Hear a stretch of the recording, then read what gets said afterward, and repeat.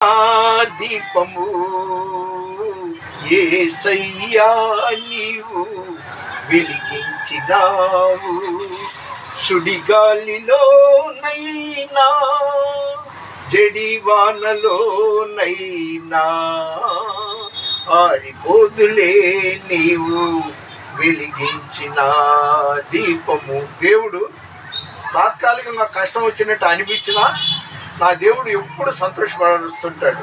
నాకు ఈ సంవత్సరం జనవరి 1వ తారీఖు జరిగిన దొంగతనం నా గృహంలో నా స్థానిక పేటల వాళ్ళు ఎవరు సానుభూతి అయ్యో దొంగతనం జరిగిందంట అయ్యో కూడా అనలేదు. కానీ గుడివాడ సజ్జా బర్నబాస్ అయ్య గారు, గోపు నాగేశ్వరరావు గారు అంటే రాజమండ్రి, ఇంకా కొంతమంది కోట వెంకటేశ్వరరావు గారు, వీళ్ళందరూ నా విషయంలో స్పందించారు, ఓదార్చారు. దేవుడు వాళ్ళని దీవించును గాక. ఎవడైనా బాధలో ఉంటే వాళ్ళని మనం ఓదార్చాల్సిన బాధ్యత మనకు ఉంది. మన వినికిడిలో దేవుడి కొన్ని మాటలు దీవించును గాక. దేవుని పరిచర్లో మీ రత్నం ఫ్రాన్సిస్. God bless you.